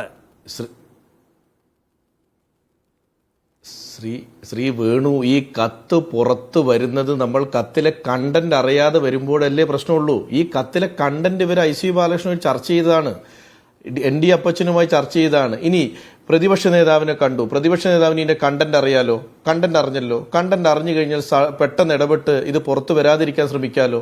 ഇപ്പൊ KPCC പ്രസിഡന്റ് വായിച്ചില്ല എന്ന് പറയുന്നു, പ്രതിപക്ഷ നേതാവ് വായിച്ചു, അവ്യക്തത ചൂണ്ടിക്കാണിച്ചു. നിങ്ങൾ സാവകാശം തേടുകയാണ് ചെയ്തത്, സാവകാശം തേടുകയാണ് ചെയ്തതിൽ വ്യക്തത വരേണ്ടതുണ്ട്, മറ്റു കാര്യങ്ങളൊക്കെ പരിശോധിക്കേണ്ടതുണ്ട്. ഇങ്ങനെയൊക്കെ പറയുകയായിരുന്നു. ഞാൻ അല്ല വേണു, ഒരു കാര്യം പറയാം. ഇവരുടെ കുടുംബത്തിലേക്ക് ആരും പോയില്ല എന്ന് പറഞ്ഞു. മരണത്തിന്റെ സമയം, മരണം കഴിഞ്ഞ് IC അവിടെ ചെല്ലുന്നു, ND അപ്പച്ചൻ ചെല്ലുന്നു, DP രാജശേഖരൻ ചെല്ലുന്നു, സഞ്ചയനത്തിന്റെ കാര്യങ്ങൾ ഇവരെ ചെയ്യുന്നു. ഇവർ സഞ്ചയനത്തിന് MLA വിളിക്കുന്നു, ഇവരെല്ലാം ആശുപത്രിയിൽ എല്ലാ നേതാക്കന്മാരും ചെല്ലുന്നു, MP ഇവരുടെ ഫോണിൽ വിളിക്കുന്നു, എന്താവശ്യമുണ്ടെങ്കിൽ പറയാൻ പറയുന്നു, 2 MLA ചെല്ലുന്നു. ഞങ്ങൾ എവിടെയാണ് ഇതിലൊന്നും ചെയ്യാതിരുന്നത്? കത്തിലെ കണ്ടന്റ് അറിഞ്ഞിട്ടും ഞങ്ങൾ അത് അവർ പുറത്ത് പ്രിയങ്ക ഗാന്ധി. പക്ഷെ അതൊന്നും ഒരു പറയുന്നില്ല കേട്ടോ. പ്രിയങ്ക ഗാന്ധി അപ്പോ അല്ല, അത് ഞാൻ ഇപ്പൊ അവര് പറഞ്ഞു ആരും വീട്ടിൽ വന്നില്ല എന്ന് പറഞ്ഞു. IC എത്തിയതും രാജശേഖരേട്ടൻ ചോദിച്ചതും പത്മജ മറുപടി പറഞ്ഞതും പ്രധാനപ്പെട്ട നേതാക്കന്മാരും വന്നില്ല. ഇതൊരു വലിയ ദുരന്തമല്ലേ? അല്ല ഞാൻ പറയട്ടെ വേണു, K മുരളീധരൻ വന്നല്ലോ. പിന്നെ വയനാട്ടിലേക്ക് ഏതെങ്കിലും ഒരു നേതാവ് ഈ സ്പേസിൽ വന്നിട്ട് അവരുടെ വീട്ടിൽ പോകാതെ പോയിട്ടുണ്ടോ? പോയിട്ടില്ല, ആരും വന്നിട്ടില്ല. അതല്ലേ പിന്നെ നമ്മൾ ഈ കത്തിലെ അവ്യക്തത ഇടത്താവളമായി കയറേണ്ട സ്ഥലമല്ലല്ലോ NM വിജയന്റെ വീട് ഇപ്പോഴത്തെ ഘട്ടത്തിൽ. ആ വീട് തന്നെയാകണം ലക്ഷ്യം. ഞാൻ പറഞ്ഞത് നമ്മൾ ആ വീട് വയനാട് യാത്ര എന്ന് പറയുന്നത് ആ വീട്ടിലേക്കുള്ള യാത്രയാകണം. അല്ലെ, നമ്മൾ ഇതിനകത്ത് ഇവിടെയുള്ള ആളുകൾ എല്ലാവരും പോയി ഇവരോടൊപ്പം നിൽക്കുകയും ചെയ്ത ആളുകളാണ്. പിന്നെ ശ്രീ KT കുഞ്ഞിക്കണ്ണൻ പറയുകയുണ്ടായി കോൺഗ്രസിന്റെ, നിങ്ങൾ കോൺഗ്രസ് ഭരിക്കുന്ന സമയത്ത് കാർഷിക ഗ്രാമവികസന ബാങ്കിൽ നിങ്ങളുടെ ജില്ലാ സെക്രട്ടേറിയറ്റിൽ പെട്ട 2 ആളുകളുടെ മക്കൾക്ക് ജോലി കൊടുത്തത് വലിയ വിവാദമുണ്ട് വയനാട്ടിൽ. അതിന് ആളുകൾ പറയുന്നത് ഒരു വിജിലൻസ് കേസ് ഒതുക്കി തീർത്തതിന്റെ പാരിതോഷികമാണെന്നാണ്. അങ്ങനെ ചെയ്ത ആളുകളെ ഈ പാർട്ടിയിൽ നിന്ന് ഞങ്ങൾ സസ്പെൻഡ് ചെയ്തിട്ടുണ്ട്. ഞങ്ങൾ സസ്പെൻഡ് ചെയ്ത ആളുകൾ നിങ്ങളുടെ പാനലിലാണ് അർബൻ ബാങ്കിലേക്ക് മത്സരിച്ച്. ഇനി വേണു ഒരു സെക്കൻഡ്, ഒരു സമയം തരണം. പത്മജ പിന്നെ വേണു ചോദിച്ചൊരു ചോദ്യമുണ്ട് ജിജേഷിന്റെ ജോലി പോയതുമായി ബന്ധപ്പെട്ട്. അദ്ദേഹത്തിന്റെ ജോലി പോകുമ്പോൾ അർബൻ ബാങ്കിന്റെ ചെയർമാൻ ആയിരുന്നത് ഡോക്ടർ സണ്ണിയാണ്. അന്ന് ബാങ്ക് അഡ്മിനിസ്ട്രേറ്റീവ് ഭരണത്തിലാണ്. കോൺഗ്രസ് സസ്പെൻഡ് ചെയ്ത doctor Sunny Pinarayi government administrator വെക്കുന്ന സമയത്താണ് അദ്ദേഹത്തിന്റെ ജോലി പോകുന്നത്. അത് ഞങ്ങളുടെ അടുത്തേക്കാണ് വരുന്നത്. അതിന്റെ കുഴപ്പം ഞങ്ങൾക്ക് അതിനകത്ത് ഒരു പങ്കുമില്ല. കാരണം അഡ്മിനിസ്ട്രേറ്റീവ് ഭരണമാണ് വെച്ചത്, ഇടതുപക്ഷമാണ്. ഞങ്ങൾ പുറത്താക്കിയ അയാളുടെ ജോലി സ്ഥിരപ്പെടുത്തി കൊടുക്കണം എന്ന് NM വിജയൻ എഴുതിയ ഒരു ഭാഗം അങ്ങ് പറയുകയുണ്ടായല്ലോ കത്തിൽ. ഒരു കത്തിൽ അങ്ങനെ ഉണ്ടായെന്ന്. 7 കൊല്ലമാണ്. 7 കൊല്ലം ദിവസവേതനക്കാരനായി ജോലി ചെയ്യുകയാണ്. 200 രൂപ മറ്റോ എന്നാണ് പത്മജ പറയുന്നത്. ഒരു സെക്കൻഡ്. ഡോക്ടർ സണ്ണി വന്നത്, നിങ്ങൾ പുറത്താക്കിയത്, പിണറായി വിജയൻ അഡ്മിനിസ്ട്രേറ്റീവ് ഭരണം കൊണ്ടുവന്നത്, അപ്പോൾ ജിജേഷിന്റെ ജോലി പോയത്, ഇതെല്ലാം കാലാനുസൃതമായി നിങ്ങൾ കൃത്യമായി ഓർത്തിരിക്കുന്നുവെങ്കിൽ ശ്രീ ഷംസാദ് മരിക്കാർ, ഈ 7 കൊല്ലം അയാളുടെ നിയമനം തടസ്സപ്പെടുത്തിയത്, സ്ഥിര നിയമനമാക്കാത്തതിന്റെ അതിന്റെ കാരണം എന്തായിരുന്നു? പറയാം. ഈ ഭരണസമിതി എന്ന് പറയുന്നത് ശ്രീ KP തോമസ് ഇരിക്കുന്ന സമയത്താണ് ഈ ജിജേഷിനടക്കമുള്ള ആളുകൾക്ക് അവർ ഡെയിലി വേജസ് പണി കിട്ടുന്നത്. അതിനുശേഷം ഡോക്ടർ സണ്ണിയുടെ നേതൃത്വത്തിലുള്ള അഡ്മിനിസ്ട്രേഷൻ വരുന്നു. ആ സണ്ണിയുടെ അഡ്മിനിസ്ട്രേഷൻ വരുന്നു, പുതിയ ഭരണസമിതി വരുന്നു. അതിന് മുതലാണ് കോൺഗ്രസിനകത്ത് കുഴപ്പങ്ങൾ ഉണ്ടാവുന്നത്. ആ കുഴപ്പങ്ങളുണ്ടായി ആ ഭരണസമിതി അവരുടെ രീതിയിൽ പ്രവർത്തിക്കുകയും പാർട്ടിക്ക് നിൽക്കുന്നില്ല, പാർട്ടിയുടെ തീരുമാനങ്ങൾക്കൊപ്പം നിൽക്കില്ല എന്ന് പറയും, ആക്ഷേപം വരികയും അന്വേഷിക്കുകയും സസ്പെൻഡ് ചെയ്യുകയും ചെയ്യപ്പെട്ട ഭരണസമിതിയിൽ പ്രസിഡന്റ് ചെയർമാനാണ് ഡോക്ടർ സണ്ണി. അയാളാണത് സ്ഥിരപ്പെടുത്താതെ പിരിച്ചുവിട്ടതും അയാൾ ഇരുന്ന സമയത്താണ്. അയാൾ ഞാൻ നേരത്തെ പറഞ്ഞു ചില കാര്യങ്ങളിൽ മാത്രം സണ്ണിയുടെ തലയിൽ ഉത്തരവാദിത്തം വെക്കാൻ കഴിയില്ല. സണ്ണി പറയുകയുണ്ടായി 17 പേരുടെ ലിസ്റ്റ് എല്ലാ മാനദണ്ഡങ്ങളും ലംഘിച്ചുകൊണ്ട് നിയമന ലിസ്റ്റ് കൊടുത്ത് നിർബന്ധിക്കുകയുണ്ടായി IC ബാലകൃഷ്ണൻ. ഞാൻ അങ്ങനെയൊക്കെ വരാം. ഷംസാദ്, ഞാൻ അങ്ങയുടെ അവസരം കളയല്ല, ഞാൻ അങ്ങനെയൊക്കെ വരാം. കാരണം ആനന്ദ് കൊച്ചുകൂടിയിലേക്ക് നമ്മൾ പോയിട്ട് പോലുമില്ല, എനിക്കൊരു ഇടവേളയിലേക്കും പോകേണ്ടതുണ്ട്. ശ്രീ ആനന്ദ് കൊച്ചുകൂടി, ഇവിടെ IC ബാലകൃഷ്ണന്റെ പൊതുപ്രവർത്തന ജീവിതത്തെപ്പറ്റി സുധാകരന് സംശയമില്ല, സതീശന് സംശയമില്ല, ഈ പറയുന്ന രമേശ് ചെന്നിത്തലയ്ക്ക് സംശയമില്ല. NM വിജയൻ ഇപ്പോൾ ജീവിച്ചിരിപ്പില്ല. അദ്ദേഹത്തിന് സ്വമേധയാ വന്ന് ഇവരുടെയൊക്കെ മുന്നിൽ നിൽക്കാൻ കഴിയില്ല. ഈ 50 കൊല്ലം ഈ പാർട്ടിക്ക് വേണ്ടി ജീവിച്ച NM വിജയനെ അതേപോലെ തന്നെ സംശുദ്ധിയുള്ള രാഷ്ട്രീയക്കാരൻ എന്ന ഒരു വാക്ക് പറയാത്തത് എന്താണ് ഈ നേതാക്കൾ?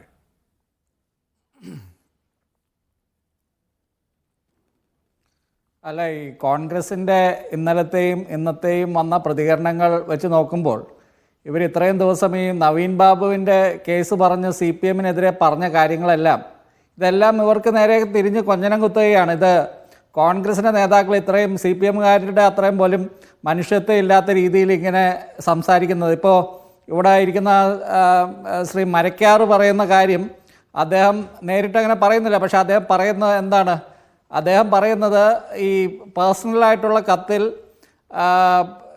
അദ്ദേഹം മകന് പേഴ്സണലായിട്ട് എഴുതിയ കത്തിൽ ഈ മറ്റേ ഇളയ മകനെയും കൊണ്ടുപോവുകയാണെന്ന് എഴുതിയിട്ടുണ്ട്. പക്ഷേ ഇപ്പോൾ ഈ മാധ്യമങ്ങളിൽ കൂടി പുറത്തു വന്ന കെ സുധാകരനെ അഡ്രസ്സ് ചെയ്ത് കോപ്പി മറ്റവർക്ക് ചെയ്തിട്ടുള്ള കത്തിൽ ആ മകൻ്റെ ജോലി സ്ഥിരപ്പെടുത്തണം എന്ന് പറഞ്ഞിട്ടുണ്ട്. അപ്പോൾ ഇദ്ദേഹം ഈ ശ്രീ മരക്കാർ ഉദ്ദേശിക്കുന്നത് ഈ മൂത്ത മകനും മരുമകളും കൂടി ഇളയ മകൻ കൊന്നു അങ്ങനെ വല്ല ആയിരിക്കും ഈ ഇദ്ദേഹം ഉദ്ദേശിക്കുന്നത്. ഇത്രയും നീചമായിട്ടുള്ള ആരോപണങ്ങളൊക്കെ ഉന്നയിക്കുന്നവർ ഈ പാർട്ടിക്ക് വേണ്ടിയാണ് ഉന്നയിക്കുന്നതെങ്കിൽ ആലോചിക്കേണ്ടത് ഈ പേരിലേക്ക് അത്തരം കാര്യങ്ങൾ കൊണ്ടുപോയി വെക്കേണ്ട. അല്ല, താങ്കൾ പറഞ്ഞത് എല്ലാവർക്കും മനസ്സിലായി. ഇത് കേൾക്കുന്ന ആൾക്കാർ പൊട്ടന്മാരല്ലേ, ചാനൽ കാണുന്ന ആൾക്കാരെ പൊട്ടന്മാരായിട്ട് കരുതുന്നത്. അങ്ങനെയുണ്ട്. അപ്പൊ അതിന്റെ വലിയൊരു വ്യാഖ്യാനം അതിനകത്ത് നടത്തണം. ഞാൻ പറഞ്ഞത് അതെ, അതെന്റെ വ്യാഖ്യാനമാണ്. ഇത് കാണുന്ന ആൾക്കാർക്ക്, ഇത് കാണുന്ന ആർക്കും ആ വ്യാഖ്യാനമാണ് മനസ്സിലാകുകയുള്ളൂ. അതെ, അത് വ്യാഖ്യാനിക്കാനാണല്ലോ എന്നെ ഇവിടെ ഇരുത്തിയിരിക്കുന്നത്, വേണു വിളിച്ചിരിക്കുന്നത് അത് വ്യാഖ്യാനിക്കാണല്ലോ. അതെ, അപ്പോൾ ഇത് ചാനൽ കാണുന്ന ആൾക്കാരും വ്യാഖ്യാനിക്കും. അപ്പോൾ കാരണം ഈ പ്രേക്ഷകർ വെറും പൊട്ടന്മാരല്ല നിങ്ങൾ വിചാരിക്കുന്നത് പോലെ. പിന്നെ വേറൊരു കാര്യം, ഈ കോൺഗ്രസിന്റെ ഇന്നലെ മനോരമയിൽ ചർച്ചയ്ക്ക് വിളിച്ചിരുന്നു. പക്ഷെ അവർക്ക് ഈ ക്യാമറയുടെ ഒരു കാര്യം അല്ല, ഞാൻ ഒരിക്കലും വിചാരിക്കാറില്ല. ഞാൻ എപ്പോഴും പ്രേക്ഷകരോടാണ് സംസാരിക്കുന്നത്. അല്ലാതെ എനിക്ക് ഒരു നേതാവിനോടോ ഒരു ചാനലിനോടോ ഒരു ആളോടും എനിക്കൊരു ബാധ്യതയില്ല. ഞാൻ ഈ കാണുന്ന പ്രേക്ഷകരോട് മാത്രമാണ് സംസാരിക്കുന്നത്. നാളെ ഇനി മീഡിയ വണ്ണോ ഏത് ചാനൽ വിളിച്ചില്ലെങ്കിൽ എനിക്കൊരു കുഴപ്പമില്ല. കാരണം എനിക്ക് പറയാനുള്ളത് ഞാൻ എവിടെയും പറയാറുണ്ട്. അപ്പോൾ ഈ ഇന്നലെ തൊട്ട് ഞാൻ കോൺഗ്രസിൻ്റെ നേതാക്കളോട് സംസാരിക്കുന്നുണ്ട്. അവരെന്തൊക്കെ ആക്ഷേപങ്ങളാണ് വ്യക്തിപരമായിട്ട് നമ്മളോട് പറയുന്നതെന്നറിയോ? ഈ മൂത്ത മകനെക്കുറിച്ചും മരുമകളെക്കുറിച്ചും. ഇത് ചെറിയ നേതാക്കളൊന്നുമല്ല, ഈ മരക്കാരെക്കാളൊക്കെ വലിയ അറിയപ്പെടുന്ന നേതാക്കളാണ് ഇതുപോലെയുള്ള വ്യക്തിപരമായിട്ട് സംസാരിക്കുമ്പോൾ ഇതുപോലെയുള്ള ആക്ഷേപങ്ങളൊക്കെ പറയുന്നത്. ഇവർക്ക് എന്തെങ്കിലും തെളിവുണ്ടോ എന്ന് ചോദിച്ചാൽ ഒരു തെളിവുമില്ല, വെറുതെ പറയുകയാണ്. ഈ ആന്തൂർ സാജൻ്റെ ഭാര്യയെക്കുറിച്ച് ദേശാഭിമാനി പടച്ചുവിട്ട കഥകൾ പോലെയുള്ള ഇതുപോലെ സ്ത്രീവിരുദ്ധ മറ്റേ ലൈംഗിക ആരോപണങ്ങളല്ലാതെ മാത്രം ബാക്കി പറയാവുന്നതെല്ലാം പറയുന്നുണ്ട്. അപ്പോൾ ഇതുപോലെയാണ് എന്നിട്ട് ഇദ്ദേഹം ആത്മഹത്യ ചെയ്ത് കഴിഞ്ഞിട്ടാണ് ഈ മൂത്ത മകൻ സതീശൻ്റെ പറവൂര് ഓഫീസിൽ വന്ന് കാണുന്നത്. അപ്പോൾ സതീശൻ്റെ ഓഫീസിൽ വന്ന് കാണുമ്പോൾ ഇത് അരമണിക്കൂറെടുത്ത്, ഇന്നിപ്പോൾ അദ്ദേഹം പത്രപ്രവർത്തകരോട് പറയുന്ന അരമണിക്കൂറെടുത്ത് വായിച്ചു. അപ്പോൾ അദ്ദേഹത്തിന് ചില എന്തൊക്കെയോ അവ്യക്തത ഉണ്ടെങ്കിൽ എന്താണ് അദ്ദേഹം ഈ അപ്പോൾ തന്നെ അതിനൊരു പരിഹാരം ഉണ്ടാക്കേണ്ടേ? ഇപ്പോൾ കെ സുധാകരൻ എന്തെങ്കിലും ആരോഗ്യ പ്രശ്നമുണ്ട്, ഇപ്പോൾ ഇന്നത്തെ അദ്ദേഹത്തിൻ്റെ പ്രതികരണം കേട്ടിട്ട് ഇപ്പോൾ ഇത് പരിഹരിക്കാൻ പറ്റാത്ത അത്ര ആരോഗ്യ പ്രശ്നമുള്ളതായിട്ട് തോന്നുന്നില്ല. ഇന്നിപ്പോൾ അദ്ദേഹം അവസാനം പറഞ്ഞ കാര്യം അദ്ദേഹത്തിന് തന്നെ അറിയാം, അപ്പച്ചനും ഈ ബാലകൃഷ്ണനും ഒക്കെ കുടുങ്ങും എന്ന്, അവരോട് തന്നെ നിങ്ങളെല്ലാം തൂങ്ങും എന്ന് അദ്ദേഹം തന്നെ ഇവരോടൊക്കെ പറഞ്ഞിട്ടുണ്ടായിരുന്നു. എന്നിട്ടും അവർ പരിഹരിച്ചില്ല. ഈ ബാലകൃഷ്ണൻ 7 ലക്ഷം വാങ്ങിച്ചിട്ട് 2 ലക്ഷം തിരിച്ചു കൊടുക്കുന്നു. അപ്പച്ചന് പണയം വെക്കാൻ ഭൂമിയില്ല എന്ന് പറഞ്ഞിട്ട് അദ്ദേഹത്തിൻ്റെ വീടിൻ്റെ അടുത്ത് ചാക്കോ എന്ന് പറയുന്ന ആൾക്ക് ഇദ്ദേഹം പൈസ കൊടുക്കുന്നു. എന്തിനാണ് ഇവരൊക്കെ ഈ കോൺഗ്രസ് പാർട്ടി പ്രവർത്തനം നടത്തി ഇങ്ങനെ കടക്കാരായി മാറി ഈ നേതാക്കൾക്ക് പെട്ടുപിടിച്ച് അവസാനം ഇതുപോലെ ആത്മഹത്യ ചെയ്യേണ്ട അവസ്ഥ? ഈ കത്തിൽ വേറൊരു കാര്യം പറയുന്നുണ്ട്. അതായത് പണ്ട് ഇദ്ദേഹത്തിന് SI ആയിട്ട് സെലക്ഷൻ കിട്ടിയതാണ്, ഇദ്ദേഹം കോൺഗ്രസ് പ്രവർത്തകനായിരുന്ന കാലത്ത്. അപ്പോൾ അവിടുത്തെ മുൻ മന്ത്രിയായിരുന്ന KK രാമചന്ദ്രൻ മാസ്റ്റർ അത് ഇദ്ദേഹത്തിൽ നിന്ന് മറച്ചു വയ്ക്കുന്നു. ഇദ്ദേഹം അവിടെ സജീവ പാർട്ടി പ്രവർത്തനായത് മാറിയതിന് ശേഷം ഇദ്ദേഹത്തിന് തിരിച്ച് ആ ജോലിയിലേക്കൊന്നും പോകാൻ പറ്റില്ല. എന്നിട്ടോ അദ്ദേഹം അന്ന് ഒരു SI ആയിട്ട് ജോലി ചെയ്തിരുന്നെങ്കിൽ എന്തായാലും അദ്ദേഹത്തിന് ഈ അവസ്ഥ വരില്ലായിരുന്നു എന്ന് ഉറപ്പാണ്. അപ്പോൾ ഈ പാർട്ടി പ്രവർത്തകർക്ക് കുറേ പേർക്കൊക്കെ ഇവർ ഈ സവർണ പാർട്ടി പ്രവർത്തകർ, സവർണർ എന്ന് പറയുന്നത് ഈ അധികാര ശ്രേണിയിൽ ഇവർ MLA-മാരാകുന്നു, കുറേ പേര് നേതാക്കളാകുന്നു, കുറേ പേര് ഇതുപോലെയുള്ള ചെറിയ പദവികളിൽ അല്ലെങ്കിൽ അവർ സജീവ പാർട്ടി പ്രവർത്തകരായിട്ട് ജീവിതം മുഴുവൻ ഇങ്ങനെ അവരുടെ ജീവിതം മുഴുവൻ ഈ പാർട്ടിക്ക് വേണ്ടി സമർപ്പിക്കുന്നു. അവസാനം അവർക്ക് തിരിച്ചു കിട്ടുന്നത് എന്താണ്? ഇതാണ് ഇവർക്ക് തിരിച്ചു കൊടുക്കേണ്ടത്. ഈ CPM-കാരുടെ കാര്യങ്ങൾ, കുറ്റങ്ങൾ നമ്മൾ എല്ലാ ദിവസവും പറഞ്ഞുകൊണ്ടിരിക്കുകയാണ്. ഇപ്പോൾ കോൺഗ്രസ്സുകാരുടെ ഒരു കാര്യം വരുമ്പോൾ ഇവരുടെയൊക്കെ പ്രതികരണങ്ങൾ കാണണം. അപ്പോൾ ഈ പണ്ട് ഈശ്വരവാര്യരുടെ കാര്യമൊക്കെ പറയുന്നത് പോലെ ഇതാണ് ഈ പാർട്ടി ഇങ്ങനെ കേരളത്തിൽ തകർന്നടിയാൻ കാരണം. വയനാടും ഇപ്പം ഞാനിരിക്കുന്ന എറണാകുളം ജില്ലയിലും ഒക്കെയാണ് കുറച്ചെങ്കിലും ഇപ്പോൾ പാർട്ടിക്ക് ശക്തിയുള്ളത്. ഇടുക്കി എൻ്റെ തൊട്ടടുത്ത് കിടക്കുന്ന ജില്ലയായിട്ടുള്ള ഇടുക്കിയിലൊക്കെ കോൺഗ്രസിൻ്റെ അവസ്ഥ ഇപ്പോൾ ഇങ്ങനെയായത് ഇതുകൊണ്ടായിരിക്കണം. ഈ പാർട്ടിയിലെ നേതാക്കൾ മറ്റ് നേതാക്കളോട് കാണിക്കുന്ന ആ സ്നേഹത്തിൻ്റെയും വാത്സല്യത്തിൻ്റെയും ഒക്കെ ഒരു ദൃഷ്ടാന്തമാണല്ലോ ഈ കാണുന്നത്. ശരി, ഷംസാദിലേക്ക് വരാം. ഞാൻ കെ ടിയിലേക്ക് വരാം ഒരു ഇടവേളയ്ക്ക്. കത്തിൽ പ്രതിക്കൂട്ടിലോ എന്ന സ്പെഷ്യൽ എഡിഷൻ ചർച്ച തുടരുകയാണ്. ശ്രീ കെ ടി കുഞ്ഞിക്കണ്ണൻ, ഇവിടെ നിങ്ങൾ നേരിടുന്ന ചില ആരോപണങ്ങളുണ്ട്. ഒന്നിവിടെ ഇപ്പോൾ ആവർത്തിക്കപ്പെട്ട, ഷംസാദൊക്കെ ആവർത്തിച്ച ഈ ഇളയ മകൻ്റെ ജോലി നഷ്ടപ്പെട്ടത് അഡ്മിനിസ്ട്രേറ്റീവ് ഭരണം വന്നപ്പോഴാണ് എന്ന് പറയുന്നു. പിന്നെ മുനവെച്ചുകൊണ്ട് കോൺഗ്രസ് നേതാക്കന്മാർ പറയുന്നൊരു കാര്യമുണ്ട്, നിങ്ങൾ ഈ ചേവായൂർ കാണിച്ച അതേ കളി ഇവിടെയും കളിച്ചു എന്ന്.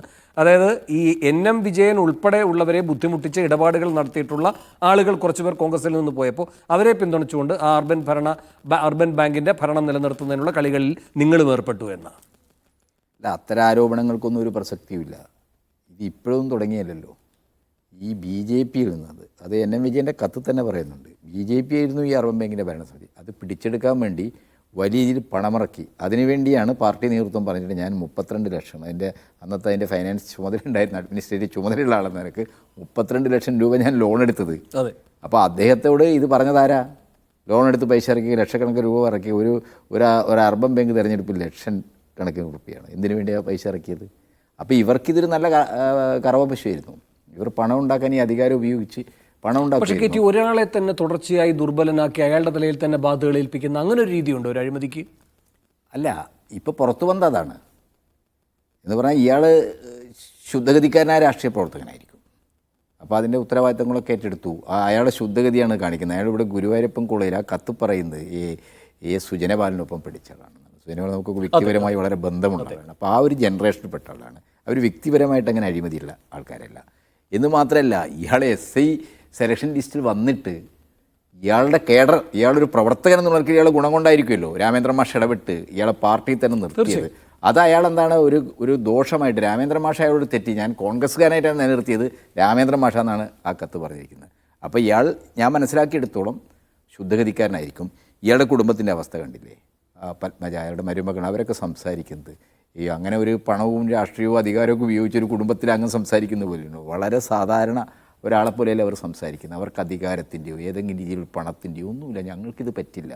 അച്ഛൻ നഷ്ടപ്പെട്ടു, മകൻ നഷ്ടപ്പെട്ടു, അതോടൊപ്പം ഈ വലിയ ബാധ്യത, അതൊക്കെ പാർട്ടിക്ക് വേണ്ടിയാണ്, കുടുംബത്തിന് വേണ്ടിയല്ല. കുടുംബത്തിന് വേണ്ടി ഇദ്ദേഹം കാര്യമായൊന്നും ഉണ്ടാക്കിയില്ല എന്നാണല്ലോ നമുക്ക് മനസ്സിലാക്കേണ്ടത്. അദ്ദേഹം അവിടെ ഒരു ഫാർമസി നടത്തുന്ന ആളാണ്, മെഡിക്കൽ ഷോപ്പ് നടത്തുന്ന ആളാണ്. എന്നിട്ട് പോലും മെഡിക്കൽ ബിസിനസ് എന്നൊക്കെ പറഞ്ഞാൽ താരതമ്യേന വരുമാനമുള്ളൊരു ബിസിനസ്സാണല്ലോ. ആ ബിസിനസ് നടത്തിയിട്ട് പോലും അയാൾക്ക് ഒന്നുമില്ല, നിൽക്കക്കള്ളിയില്ല. ഈ കടബാധ്യത മുഴുവൻ തന്നെ പാർട്ടി പ്രവർത്തനത്തിന്റെ ഭാഗമായി വന്നതാണ്. ഇത് പാർട്ടി സംഘടനാ പ്രവർത്തനം മാത്രമല്ല, പലരും പണം മേടിച്ചു. ഇതൊക്കെ ശരി, ഇതൊക്കെ അങ്ങ് പറയുന്നത് ശരിയാണ്. പക്ഷേ ഈ പറയുന്ന മകന്റെ നിയമനവുമായി ബന്ധപ്പെട്ട തടസ്സങ്ങൾ ഉണ്ടാക്കിയത് നിങ്ങൾ, അവിടെ ഈ പറയുന്ന ചേരിമാറ്റം ഉണ്ടായപ്പോൾ അതിൽ ഒരു ലാഭക്കണ്ണോടുകൂടി നിന്നത് നിങ്ങൾ, അതിനുള്ള മറുപടിയാണ്. അല്ല, മകനെ ആരാണ് നിയമിച്ചത്? ആ നിയമിച്ച ഒരാളാണ്. ഇപ്പോൾ സാധാരണഗതിയിൽ ഒരു 3 മാസമൊക്കെ കഴിഞ്ഞാൽ ഒരു സ്ഥിരപ്പെടുത്താൻ ഒരാളാണ്, അല്ലെങ്കിൽ 3 കൊല്ലം കഴിഞ്ഞാൽ സ്ഥിരപ്പെടുത്താൻ. 7 കൊല്ലമായി. അപ്പോൾ ഈ ഡോക്ടർ സണ്ണിയുടെ നേതൃത്വത്തിലുള്ള അഡ്മിനിസ്ട്രേറ്റീവ് ഭരണം വരുന്നത് ഇവിടുന്നാണ്. ഇതൊക്കെ രക്ഷപ്പെടാൻ വേണ്ടിയിട്ടുള്ള ഒരു കാര്യം കൂടി കേട്ടി, ഇപ്പോൾ പഴമ്പുറം കൊണ്ടുള്ള കളിയാണ് ഇതൊക്കെ, ഇത്തരം വാദങ്ങളൊക്കെ. ശരി, IC ബാലകൃഷ്ണന്റെ ഓഫീസ് ആക്രമിച്ചു എന്ന് ഇന്ന് സിദ്ദിഖ് പറയുന്നു. നേരത്തെ രാഹുൽ ഗാന്ധിയുടെ ഓഫീസ് ആക്രമിച്ചു എന്ന് പറയുന്നു. അപ്പോൾ അങ്ങനെ വയനാട്ടിൽ ഇതുവരെ ഇല്ലാത്ത ഒരു അക്രമ രാഷ്ട്രീയത്തിലേക്ക് CPMന്റെ ചുവടുമാറുന്നു എന്ന് പറയുന്നു. അപ്പോൾ തന്നെ സിദ്ദിഖ് പറഞ്ഞൊരു കാര്യമുണ്ട്, ഇവിടെ പിണറായിയുടെ പോലീസാണ്, ആ SP-ക്കാണ് IC ബാലകൃഷ്ണൻ കൊണ്ടുപോയി പരാതി കൊടുത്തിരിക്കുന്നത്. അപ്പോൾ അത് അദ്ദേഹത്തിൻ്റെ ധാർമ്മിക ബലത്തെയാണ് കാണിക്കുന്നത്.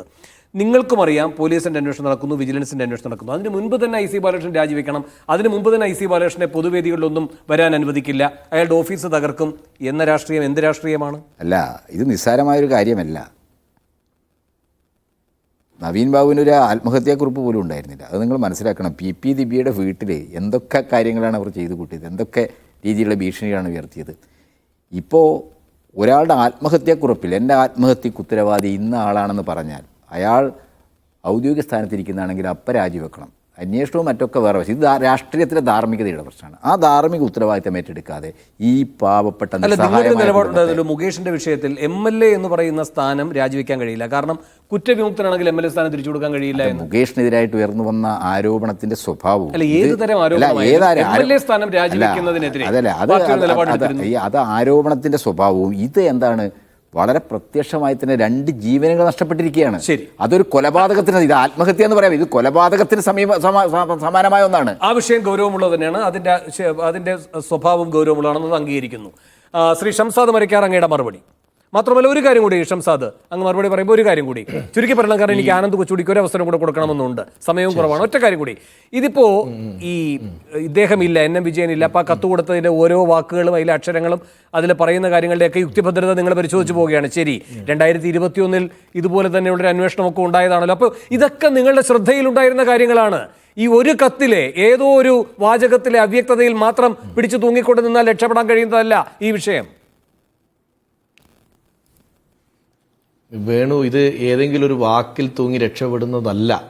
ഇതിനകത്ത് ഈ KT കുഞ്ഞിക്കണ്ണൻ ഇപ്പോൾ പറഞ്ഞില്ല, ഇതൊക്കെ വെറും പൊള്ളത്തരമാണ്. ഞങ്ങൾ 2021-22 അന്വേഷണം നടത്തി പുറത്താക്കിയ ഡോക്ടർ സണ്ണിയെ അഡ്മിനിസ്ട്രേറ്റ് ആയി നിയമിച്ചത് ഈ സർക്കാരാണ്. അത് സത്യമല്ലേ? അതിനുശേഷം അർബൻ ബാങ്ക് തിരഞ്ഞെടുപ്പ് വന്നപ്പോൾ എന്തിനാണ് ഈ ഡോക്ടർ സണ്ണിയെ CPM-ന്റെ പാനലിൽ ഉൾപ്പെടുത്തി താങ്കൾ മത്സരിപ്പിച്ചത്? അതെന്തിനാണ് നിങ്ങളുടെ ഏരിയ സമ്മേളനത്തിലും ജില്ലാ സമ്മേളനത്തിലും പ്രതിനിധികൾ അതിനെതിരെ വിമർശനം ഉന്നയിച്ചത്? ഇവിടെ വന്ന വാർത്തകളാണ്. താങ്കൾ കോഴിക്കോടുള്ള ചിലപ്പോൾ കണ്ടിട്ടുണ്ടാവില്ല, മാതൃഭൂമി അടക്കമുള്ള പത്രങ്ങളിൽ വന്നിട്ടുണ്ട്, അത് താങ്കൾ വായിച്ചാൽ മതി. അപ്പൊ ഞങ്ങൾ പുറത്താക്കിയ സണ്ണിയെ നിങ്ങൾ പ്രൊട്ടക്ട് ചെയ്ത് ഇതിനകത്ത് നിലനിർത്തി. വിജയേട്ടന്റെ മകന്റെ മാതൃഭൂമി മനോരമയോ അല്ലാതെ നമ്മൾ വായിക്കുന്ന പത്രത്തിൽ മാതൃഭൂമി മനോരമയും അല്ല എന്നാ താങ്കൾ ഒരു കാര്യം ചെയ്ത് ഇപ്പൊ ഒന്ന് പിന്നെ അഡ്മിനിസ്ട്രേറ്റർ ആരാ വെച്ചത് എന്നും താങ്കളുടെ പാർട്ടി മത്സരിച്ച പാനലിൽ ഡോക്ടർ സണ്ണി ഉണ്ടായിരുന്നു. ഒറ്റ മറുപടിയാണ്, താങ്കളുടെ പാർട്ടി അർബൻ ബാങ്കിലേക്ക് മത്സരിച്ച പാനലിൽ ഡോക്ടർ സണ്ണി ഉണ്ടായിരുന്നോ? താങ്കൾ അതിന് മറുപടി പറഞ്ഞാൽ മതി. ഡോക്ടർ സണ്ണി താങ്കളുടെ പാനലിൽ മത്സരിച്ചിരുന്നോ? ഒറ്റ ചോദ്യമേ ഉള്ളൂ. CPM-ന് ഞങ്ങൾ സസ്പെൻഡ് ചെയ്ത ഡോക്ടർ സണ്ണി സമീപനം ഞങ്ങൾ സസ്പെൻഡ് ചെയ്ത ഒരു നിരാശ ഞാൻ ഒരു ചോദ്യമേ താങ്കളോട് ചോദിക്കുന്നുള്ളൂ. ഞങ്ങൾ പുറത്താക്കിയ ഡോക്ടർ സണ്ണി CPM പാനലിൽ അർബൻ ബാങ്കിലേക്ക് മത്സരിച്ച് പരാജയപ്പെട്ടിരുന്നോ? ഒറ്റ ഉത്തരം താങ്കൾ പറഞ്ഞാൽ മതി. നിങ്ങൾ എന്തിനു വേണ്ടി അദ്ദേഹത്തെ പുറത്താക്കിയത്? അത് താങ്കൾ പറഞ്ഞു. ഞാൻ വേറെ ഒന്നും പറയുന്നില്ല. അദ്ദേഹത്തെ പുറത്താക്കിയത് നിങ്ങൾ എന്തിനു വേണ്ടി അദ്ദേഹത്തെ പുറത്താക്കിയത്? അത് പറ. അല്ല, നിങ്ങൾ പുറത്താക്കിയ ഒരാള് താങ്കളുടെ പാർട്ടി മത്സരിപ്പിച്ചിരുന്നോ? നിങ്ങൾ എന്തിനു വേണ്ടിയാ സണ്ണിയെ പുറത്താക്കിയത്? അഴിമതിയുടെ മത്സരിപ്പിച്ചിരുന്നു. നിങ്ങൾ നിയമനം തീർക്കണം. നിങ്ങളാണോ കോടതി? നിങ്ങൾ അന്വേഷിച്ച് റിപ്പോർട്ട് കിട്ടിയ ആളെ പുറത്താക്കിയെന്ന് പറയുന്നത്. ആ പുറത്താക്കിയ ആളെ അയാൾ എന്തെങ്കിലും അഴിമതിയുടെ പേരിലാണെങ്കിൽ പിണറായി വിജയൻ ഗവൺമെന്റിന്റെ മുന്നിൽ വിജിലൻസ് റിപ്പോർട്ടുണ്ട് സാർ. നിങ്ങൾ ഒരു വിജിലൻസ് റിപ്പോർട്ടുണ്ട്. ഏറ്റവും വലിയ ക്രൂരതയാണ്. രണ്ട് വിജിലൻസ് റിപ്പോർട്ടുണ്ട്. ഞാൻ പറയട്ടെ 2 വിജിലൻസ് റിപ്പോർട്ടുണ്ട്. ഒന്ന് സഹകരണ വിജിലൻസ് അന്വേഷിച്ച റിപ്പോർട്ടുണ്ട്, ഒന്ന് മറ്റേ വിജിലൻസ് അന്വേഷിച്ച റിപ്പോർട്ടുണ്ട്. ഇതിനകത്ത് നടപടി എടുത്തില്ല, നടപടി എടുക്കാതെ മാറ്റിവെച്ചു. അതിന്റെ പ്രത്യുപകാരമായി 2 CPM നേതാക്കളുടെ മക്കൾക്ക് കാർഷിക ഗ്രാമവികസന ബാങ്കിൽ ജോലി കിട്ടി എന്നുള്ളൊരു ആക്ഷേപം വയനാട്ടിലുണ്ട്. താങ്കൾ ഇവിടുത്തെ പാർട്ടിക്കാരെ ബന്ധപ്പെടുമല്ലോ. ഈ റിപ്പോർട്ടിൽ പാർട്ടി സർക്കാർ നടപടി എടുത്തോ ചോദിക്കേ. അല്ല, ഇപ്പൊ നിങ്ങളുടെ 2 നേതാക്കന്മാരുടെ മക്കൾ കോൺഗ്രസ് ഭരിക്കുന്ന കാർഷിക ഗ്രാമവികസന ബാങ്കിൽ ജോലിക്ക് കയറി. അതൊരു യാഥാർത്ഥ്യമാണ്. അവരിപ്പോഴും അവിടെ ജോലി ചെയ്യുന്നുണ്ട്. വെറുതെ തള്ളിപ്പറഞ്ഞ് വഷളാവരുത്. അവരിപ്പോഴും അവിടെ ജോലി ചെയ്യുന്നുണ്ട്. ഇനി റിപ്പോർട്ട് സർക്കാരിന്റെ കയ്യിലുണ്ട്. സഹകരണ വിജിലൻസിന്റെ റിപ്പോർട്ടും മറ്റേ വിജിലൻസിന്റെ റിപ്പോർട്ടും. ശ്രീ വേണുവിനകത്ത് ചർച്ചയുണ്ടല്ലോ. വേണുവിന്റെ ഒരു കാര്യത്തിലേക്ക് ഞാൻ പറയാം. ഇപ്പോ വിജിലൻസ് അന്വേഷിക്കാൻ നിയോഗിച്ച ഉദ്യോഗസ്ഥൻ തന്നെയാണ് ഈ കേസ് അന്വേഷിച്ചിരുന്നത്. അദ്ദേഹം ഉണ്ടാക്കിയ ആദ്യത്തെ റിപ്പോർട്ടുണ്ട്. താങ്കൾ ഞാൻ കാര്യമില്ല. ഞാൻ ഞങ്ങൾ ഇനി താങ്കളുടെ ശ്രദ്ധയിലേക്ക് ഒരു കാര്യം കൂടി. ഈ മുഖ്യമന്ത്രിക്ക് പരാതി കൊടുത്ത റോയ് എന്ന് പറയുന്ന ഒരു DYFI പ്രവർത്തകനുണ്ട് വയനാട്ടിൽ. അദ്ദേഹമാണ് അഴിമതിക്ക് വേണ്ടി വിജിലൻസിനെ സമീപിച്ച ആള്. അദ്ദേഹം ഇന്ന് നിങ്ങളുടെ പാർട്ടിയിൽ ഇല്ല. താങ്കൾ അന്വേഷിക്കൂ, എങ്ങനെയാണ് റോയ് പാർട്ടിക്കകത്ത് നിന്ന് പുറത്തു പോയത്. ഇങ്ങനെ പല കാര്യങ്ങൾ CPM-നോട് അന്വേഷിക്കാൻ ആവശ്യപ്പെടുന്ന നിങ്ങൾ ഇതിന്റെയൊക്കെ ഒരു ഭാഗത്തെ കളിക്കാരാണ്. ഇപ്പൊ അങ്ങ് പറയുമ്പോ സണ്ണി ആയാലും ഇപ്പൊ പറയുന്ന വ്യക്തിയായാലും ഒക്കെ ഒരു ഭാഗത്ത് നിങ്ങൾ തന്നെ കളിച്ച കളിയിലെ അംഗങ്ങളായിരുന്നു, കരുക്കളായിരുന്നു. അവരെയൊക്കെ നിങ്ങൾ വെട്ടിമാറ്റി. പക്ഷേ അതിനിടയിൽ ക്രൂരമായി 2 ജീവൻ കൂടി വെട്ടിമാറ്റിയ പാതകമാണ് നിങ്ങൾ ചെയ്തിരിക്കുന്നത്. അതാണ് ഗൗരവത്തോടെ പരിശോധിക്കപ്പെടേണ്ടതും. വളരെയധികം നന്ദി ഈ ചർച്ചയിൽ പങ്കെടുത്ത എല്ലാവർക്കും.